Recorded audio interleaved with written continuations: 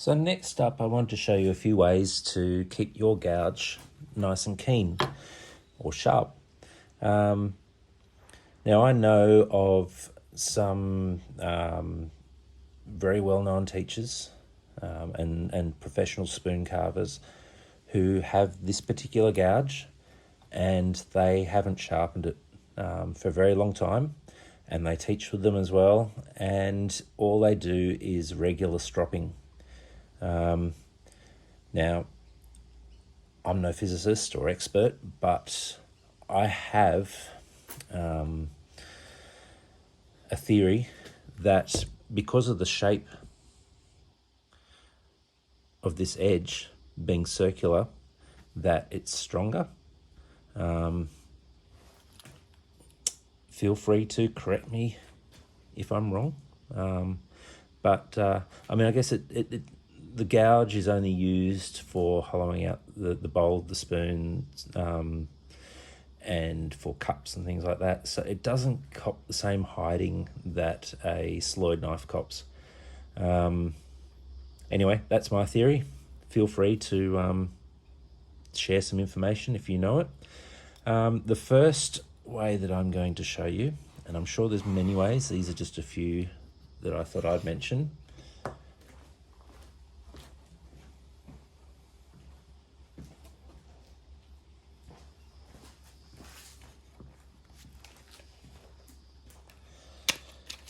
So to do the outside edge of the stropping paddle, we've got a bit of stropping compound.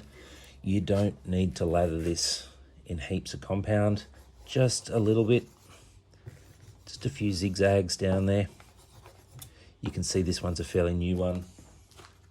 I've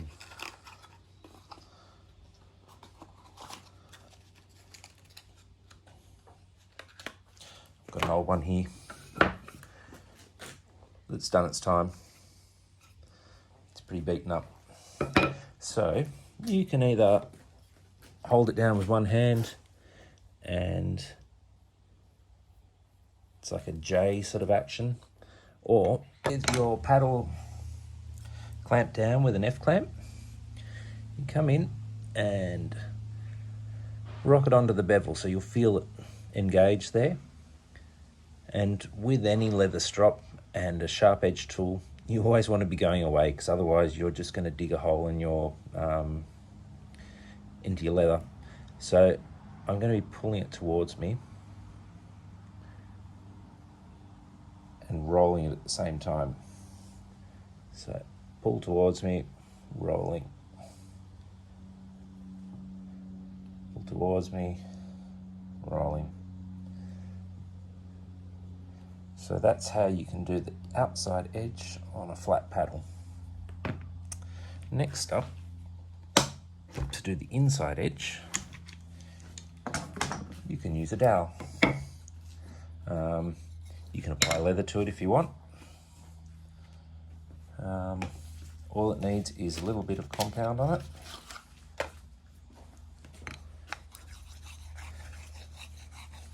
The timber grain will hold that compound, and then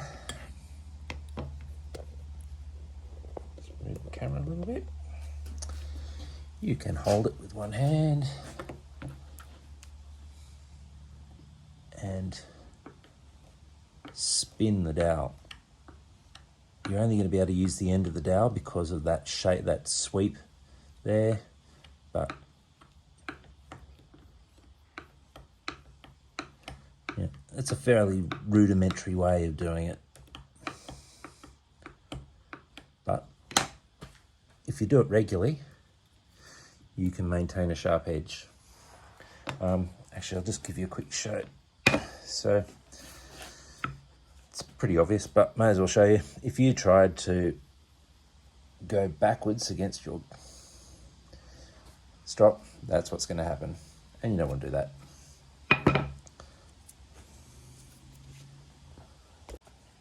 Another option for your outside edge is a contoured strop. So this is a stock, and I don't need any other forms to sharpen my tools, so I'm not going to put compound on it, but rub your compound on, you get the idea. And so you could use your F-clamp to hold it in place.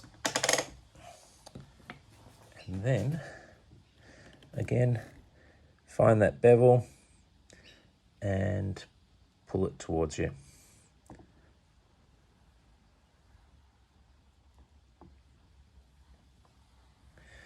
Making sure that you get all the edges if your gouge is larger.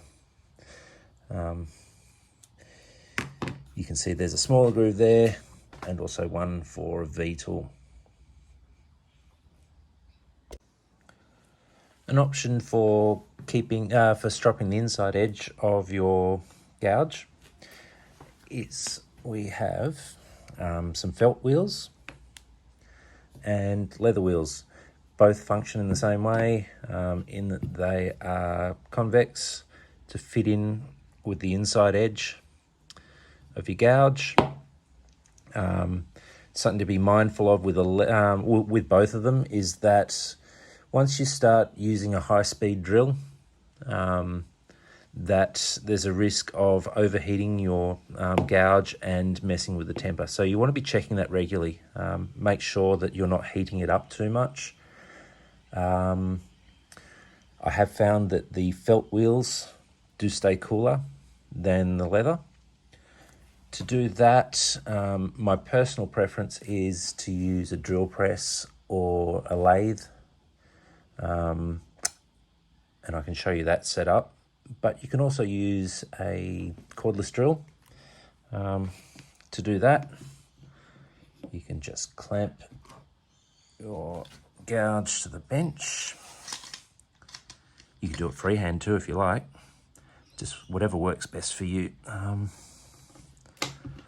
Let's do this a little bit further. Now you want to be mindful because you've obviously got a sharp edge now overhanging your bench.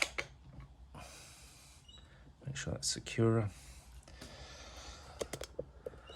This is one that would go well in a vise too, because you clamp the handle into the vise. Now make sure that the drill is spinning away from the edge, so it's coming up and away from the edge. If you spun back that way, it would dig the gouge would dig into your wheel straight away, and it's just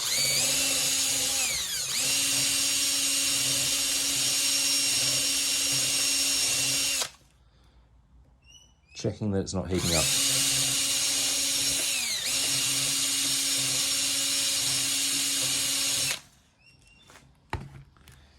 Okay. All right, this is how I use it on the lathe. We'll see how the noise goes with it. Just a touch of stropping compound, and I like the control of this, having two hands free to be able to rock it. Check it's not heating up.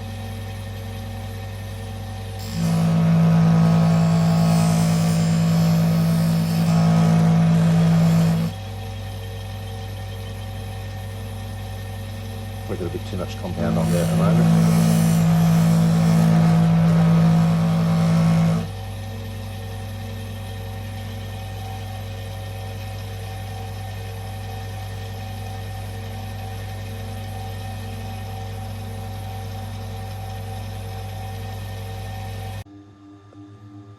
And so our last option for today with keeping our gouge keen is using the Tormek honing wheels. Hope I'm not making you seasick there. So it just needs a little bit of the compound, which is a paste. If you own a Tormek, don't be tempted to put the same stuff that we used on the paddle onto a Tormek. It doesn't have the speed to heat the wheels up, to heat the compound up, so it'll just end up being gunky on there. You could use the Tormek paste on a stropping paddle, no problems, but also you don't want to put too much on there.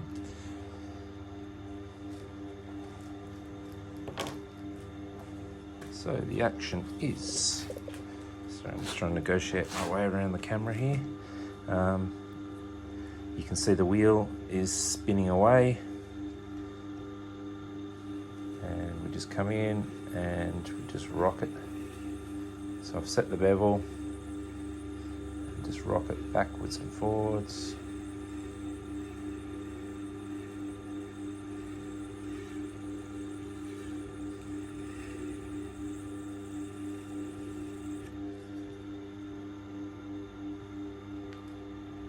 And lastly, to do the inside edge, we have this profiled wheel, which is convex, and we just come in and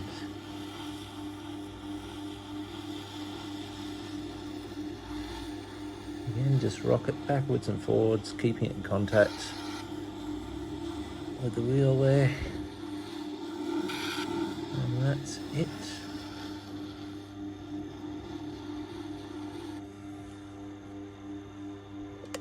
So you're probably wondering, after all that honing, is it sharp? Let's have a look. Moment of truth. Unsupported paper.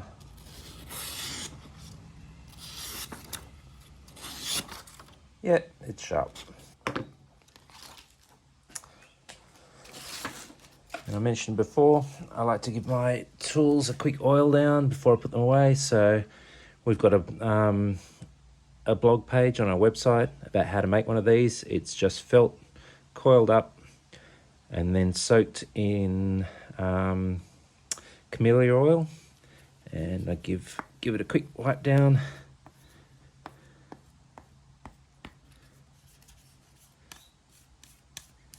It won't get right in there, so rub the oil over. It's good having this because it's always at hand. So anytime I use tools, before I put them away, I give them a wipe down. And then my preferred way of storing it is just that bit of tape. Sit it on there, fold it over, stick it to itself, leave a bit so that it comes off the end,